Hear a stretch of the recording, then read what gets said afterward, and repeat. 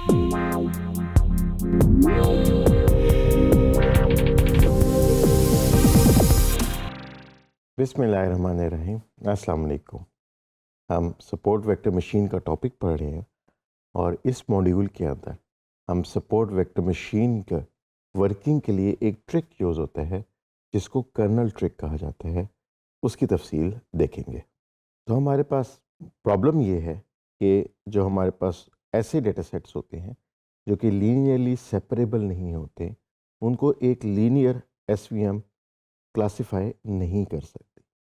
हमने देखा था कि लीनियरली सेपरेबल डेटा सेट वो होते हैं जिनको एक स्ट्रेट लाइन या स्ट्रेट सरफेस से इजीली क्लासिफाई किया जा सकता है, जबकि रियल वर्ल्ड में हमारे पास बहुत सारे ऐसे डेटा सेट्स आते हैं जो लीनियर नहीं होते और उनको स्ट्रेट लाइन या स्ट्रेट सरफेस से क्लासिफाई नहीं किया जा सकता। इसका सोल्यूशन ये है कि हम कर्नल ट्रिक यूज़ करते हैं। कर्नल ट्रिक जो है वो हमारे डेटा को हाई डायमेंशंस के अंदर ले जाता है और हाई डायमेंशंस में डालने के बाद हमारा डेटा जो है वो लीनियरली सेपरेबल बन जाता है। तो ओरिजिनल डायमेंशंस के अंदर जो डेटा एक लीनियर प्लेन से सेपरेट नहीं हो सकता, वो हायर डायमेंशंस के अंदर जाके एक लीनियर हाइपर प्लेन से सेपरेट हो जाता है। इसके लिए हम एक कर्नल फंक्शन यूज़ करते हैं जिसको हम k of xi and xj से डिनोट कर सकते हैं। ये इनर प्रोडक्ट जो है वो उसको बड़ा एफिशिएंटली यूटिलाइज कर लेते हैं यूजिंग आवर कंप्यूटिंग पावर। इसकी वजह से हमें एक्सप्लिसिट और कॉम्प्लेक्स किस्म की कोऑर्डिनेट ट्रांसफॉर्मेशन में नहीं पड़ना पड़ता। जाहिर है जब हम डायमेंशंस चेंज करेंगे तो हमें उनकी कोऑर्डिनेट ट्रांसफॉर्मेशन करनी पड़ती है, जो कि बहुत हैवी ऑपरेशन होता है।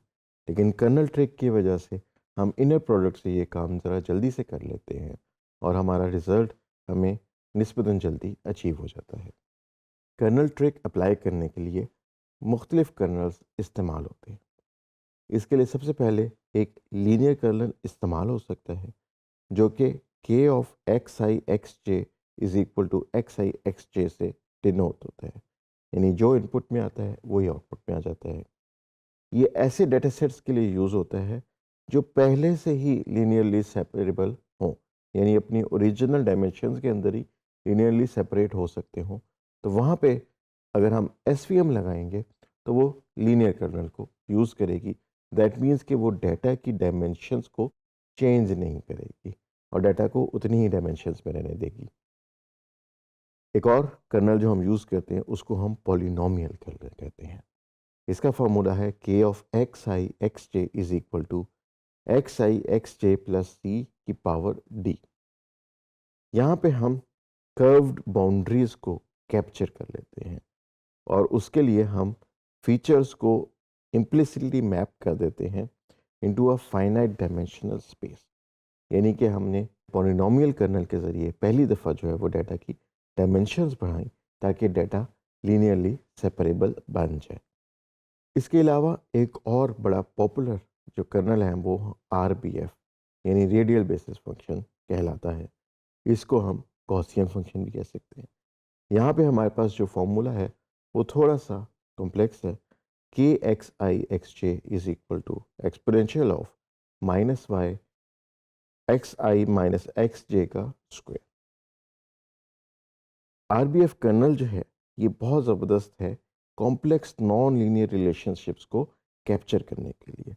और यूजुअली जब हम एसवीएम लगाते हैं तो हमारी डिफ़ॉल्ट चॉइस जो है वो RBF कर्नल ही होता है। उसकी वजह ये है कि हम एसवीएम को यूज़ करते हैं बहुत ही कॉम्प्लेक्स क्लासिफिकेशन प्रॉब्लम्स के लिए, जहाँ पे हमारे पास डिसीजन बाउंड्री जो है वो भी बड़ी कॉम्प्लेक्स बननी होती है। लिहाजा RBF कर्नल के ज़रिए से हम डाटा की डायमेंशंस इतनी हाई कर देते हैं कि हमें लीनियर सरफेस से डिसीजन बाउंड्री में निकाल लेते हैं। तो ये हमने डिफरेंट टाइप्स ऑफ कर्नल्स पढ़े। आप इंटरनेट पे मज़ीद कर्नल्स की भी तफसील पढ़ सकते हैं। एसवीएम के अंदर कर्नल चूज़ करना एक इम्पॉर्टेंट डिसीजन होता है, क्योंकि कर्नल की चॉइस से पता लगता है कि आपका क्लासिफायर कितना अच्छा डाटा को क्लासिफाई कर लेगा। तो हम चलते हैं जुपिटर नोटबुक की तरफ और पाइथन के अंदर इस कॉन्सेप्ट को कोड करके देखते हैं। जब हम पाइथन की तरफ आए तो सबसे पहले हमने अपनी लाइब्रेरीज़ को इंपोर्ट कर लिया। यहाँ पे हम मेक सर्कल्स का डेटा सेट यूटिलाइज करेंगे और सपोर्ट वेक्टर क्लासीफायर को इंपोर्ट करेंगे। हमने डेटा सेट बनाया मिक्स सर्कल्स के ज़रिए से और हमने उस डेटा सेट में से 200 सैम्पल्स ड्रॉ किए। इसके अंदर फैक्टर हमने 0.3 का रखा, नॉइज़ हमने 0.05 की रखी और रैंडम स्टेट वही सेट की जो हम शुरू से सेट करते आ रहे हैं। इसके बाद इस डाटा को हम पहले विजुलाइज करके देख लेंगे कि क्या ये लीनियरली सेपरेबल डाटा हमें लग रहा है या नहीं लग रहा। तो चलिए इस कोड को चलाते हैं। अब ये डाटा प्लॉट हो गया है और आप ये देख सकते हैं कि हमारे पास जो दो क्लासेस का डाटा है, एक ब्लू सर्कल्स की क्लास है और एक रेड सर्कल्स की क्लास है। तो ब्लू सर्कल्स की क्लास ने कम्प्लीटली एनसर्कल किया हुआ है रेड सर्कल्स वाली क्लास को। लिहाजा यहाँ पे हम कोई लाइन या कोई स्ट्रेट प्लेन नहीं बना सकते जो इन दो क्लासेस को सेपरेट कर सके। लिहाजा यहाँ पे नॉन लीनियर हाइपरप्लेन यूज़ होगा इन दोनों क्लासेस को सेपरेट करने के लिए। तो अब हम एसवीएम को ट्रेन करते हैं डिफरेंट कर्नल्स के साथ और डिफरेंट कर्नल्स की परफॉर्मेंस इस तरह के कॉम्प्लेक्स डेटा सेट के ऊपर टेस्ट करते हैं। तो यहाँ पे हमने कर्नल्स डिफाइन किए लीनियर, जिसमें हमने एक एसवीसी का इंस्टेंस बनाया with kernel is equal to linear. फिर हमने पॉलिनोमियल कर्नल को टेस्ट करने के लिए एसवीसी बनाया with kernel is equal to poly और डिग्रीज इसके अंदर हमने दे दी 3। फिर हमने आरबीएफ कर्नल बनाया जिसमें हमने कर्नल आरबीएफ डिफाइन कर दिया और उसके अंदर एक पैरामीटर गैमा जो है उसकी वैल्यू 1.5 कर दी। अब यहाँ पे हम लूप चलाएंगे और कर्नल्स के अंदर हमने जितने कर्नल डिफाइन किए थे उन सब के मॉडल्स को फिट करेंगे ऑन आवर ट्रेनिंग डाटा। उसके बाद फिर हम टेस्ट डाटा के ऊपर उसकी प्रिडिक्शन ले लेंगे, फिर हम एक्यूरेसी निकालेंगे और उस एक्यूरेसी को प्रिंट कर देंगे। तो हम इस कोड को रन करते हैं। हमारे पास जो लीनियर कर्नल की एक्यूरेसी आई है वो आई है 69%। हमारे पास पॉलिनोमियल कर्नल की एक्यूरेसी आई है 71% और आरबीएफ कर्नल की एक्यूरेसी आई है 1 यानी 100%।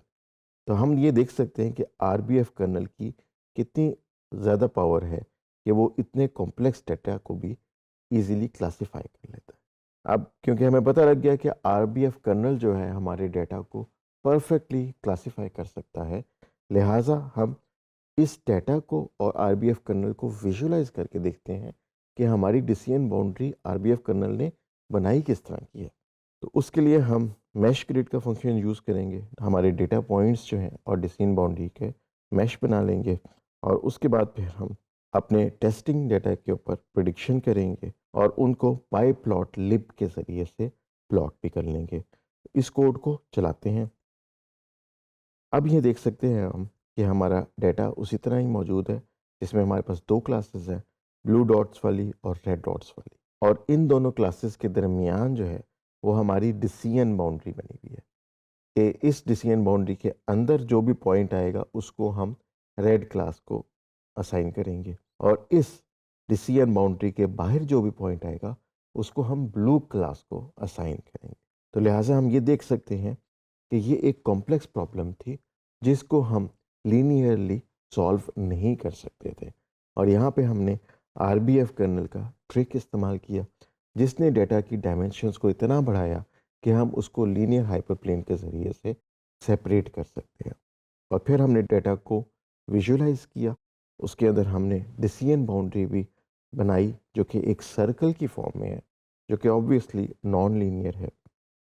और इस डिसीजन बाउंड्री को देख के हम ये कह सकते हैं कि ये डिसीजन बाउंड्री दोनों क्लासेस को ईजीली सेपरेट कर सकती है। और हम यहाँ पे ये भी देख सकते हैं कि यहाँ पे सपोर्ट वेक्टर के साथ इसका मार्जिन जो है वो मैक्सिमम वैल्यू पर है।